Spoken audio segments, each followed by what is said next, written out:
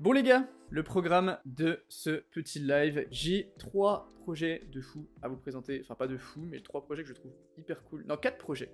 4 projets que je trouve très cool à vous présenter, des Layer 1, des Dex. Donc on va regarder un petit peu ces 4 projets là. Est-ce que j'ai mon petit planning? Hop, j'ai mon petit planning que je vais vous mettre juste ici. Les gars, est-ce que vous vous rappelez de ça? C'est un petit tableau Excel qu'on a fait la semaine dernière où je vous donnais l'accès. Vous avez totalement l'accès à ce Excel, je peux même vous le redonner si vous voulez. Et tout le monde est libre de mettre ses projets, donc il y en a que j'ai mis, vous voyez, la Iril, machin, ça c'est moi. Et derrière, bah, il y a des gens de la commu qui ont mis plein de projets. Je vous mets le lien dans la description si jamais vous avez envie vous aussi de faire ça. Aujourd'hui, on va regarder 4 projets, on va regarder Hflow, on va regarder RTM, on va regarder Aleo et Sui. Parce que c'est 4 projets qui sont intéressants. On est ici Aleo, Sui, RTM, on est sur des Layer 1 et Hflow, on est sur un Dex. On va commencer avec le premier projet qui s'appelle Hflow. Hflow, c'est un projet qui a été lancé sur le Launchpad de Binance il y a quelques temps, qui est extrêmement intéressant pour plusieurs raisons. Parce que vous allez voir que c'est typiquement, on en parlait, on en parle souvent, c'est typiquement le genre de projet qui est sur le papier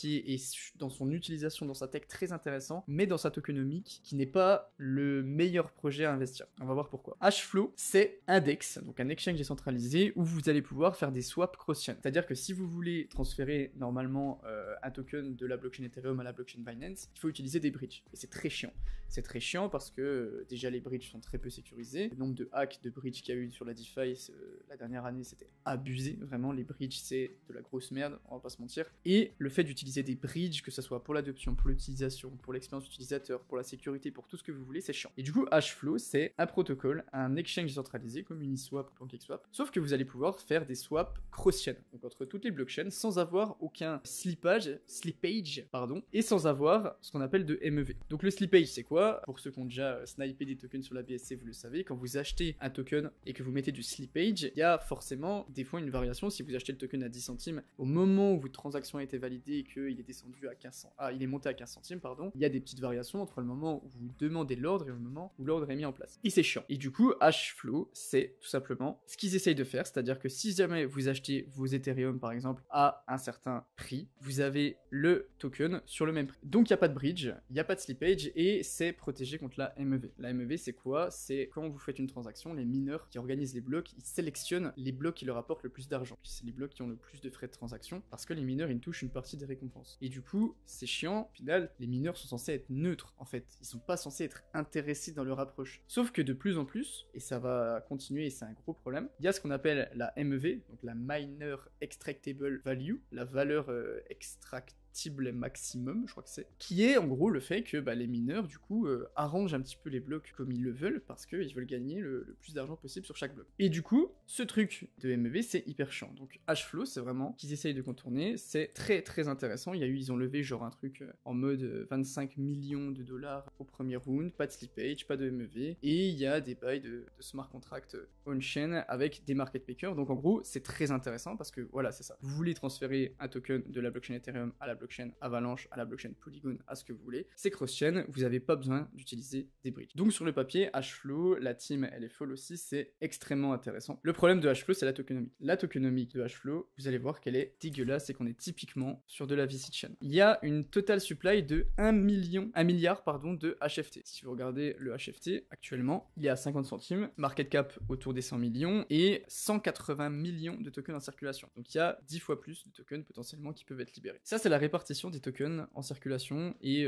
pour les prochains vestings qui vont arriver. Vous voyez qu'il y a 19% pour la team sur un vesting de 4 ans, donc des tokens qui vont être libérés sur 4 ans, ce que je trouve assez énorme, honnêtement. Il y a 25% pour les early investors, donc les Binance, etc. Je crois qu'il y avait Alameda, il y avait plein de venture capital, 25% pareil, énorme, et 53% pour l'écosystème. Le problème de ça, forcément, c'est que c'est typiquement le projet Visit Chain, où les retails, ou les gens comme vous et moi, sont là juste pour en fait être les ports de sortie de ces mecs-là. Et vous le voyez là, c'est que le token, il a été lancé il y a quelques temps, et honnêtement, ça peut nous faire un équivalent Aptos, parce que Aptos, on l'a vu, c'est exactement le même profil, c'est Visit Chain, sauf que Aptos a explosé, parce que il y avait du volume, parce qu'au final, voilà. Et il y a du volume aussi sur Hflow. Vous le voyez ici, il y a du volume. Volume de 24 heures, vous voyez ici, 107 millions. Est-ce que vous voyez? Oui, 107 millions, il y a 120 millions sur 24 heures, il y a du volume sur Hflow. Mais attention à la tokenomique ici, qui est clairement une tokenomique de VisitChain. Aleo, c'est une blockchain proof of work, donc comme on en voit des dizaines, on est d'accord, qui utilise, en gros, qui veut vraiment mettre l'accent sur la privacy, sur la confidentialité des données, sur la sécurité, vous appelez ça comme vous voulez, et qui utilise la technologie des Zero Knowledge Proof, les preuves de divulgation nulle de connaissances, pour sa blockchain. En gros, les Zero Knowledge Proof, rapidement, c'est le fait de prouver une information sans dire que tu l'as. Par exemple, je te donne un paquet de cartes,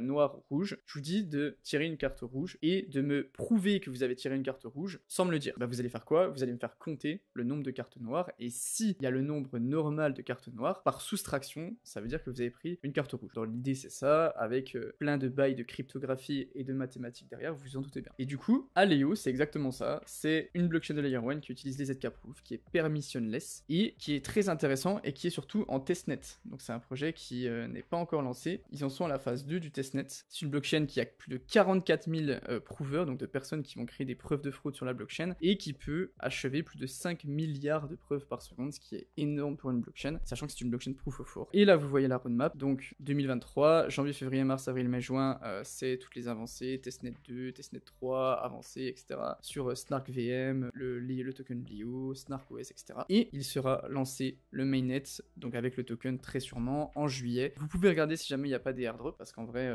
ce genre de token, des fois, si vous participez au testnet, si vous remplissez des tâches, etc., il y a des airdrops qui sont accessibles, donc ça dépend vraiment des projets, ou des fois, ils récompensent un petit peu les gens qui ont participé au testnet. Et le token sera lancé en juillet de 2023, donc Q2, Q3 2023. L'idée est très bonne, c'est un peu un mix entre, comment ça s'appelle, Zcash et Ethereum, en gros, dans l'idée, même si bon, les allégories comme ça, je suis pas fan. En gros, c'est ça, et la privacy dans une blockchain proof of work compétente qui utilise des ZK Rollup, ça peut être très intéressant. Ça, c'était pour le deuxième projet, les gars. Mais ouais, en tout cas, Aleo, c'est un token que je vais, enfin, c'est un projet que je vais mettre dans ma liste et que je vais suivre pour 2023, parce que honnêtement, j'aime beaucoup l'idée, et c'est un projet qui peut faire du bruit. Après, le problème des Layer 1 en ce moment, c'est qu'on est surchargé de Layer 1, et il faut qu'elles arrivent avec une vraie proposition technologique. Soit c'est une VisitChain, comme Aptos, où l'écosystème Aptos est littéralement dégueulasse, mais VisitChain, du volume, de la hype, etc., et ça fait un peu effet boule de neige. Soit c'est une blockchain extrêmement compétente niveau technologique, donc qui soit modulaire, monolithique, avec une approche différente. Et je pense honnêtement, de ce que j'ai vu, que Aleo est dans cette catégorie-là. Je sais pas s'ils ont levé des fonds, c'est possible, mais en tout cas, il y a de l'idée.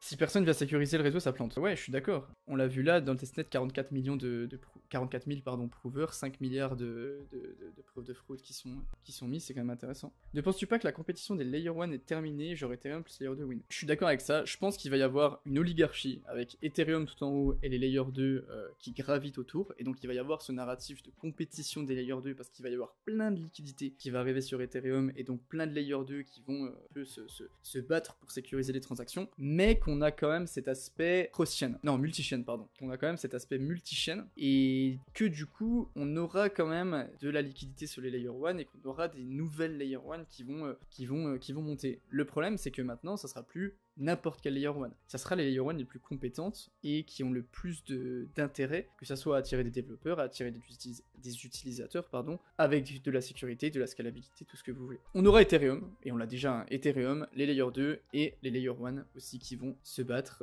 pour participer à ce monde multi.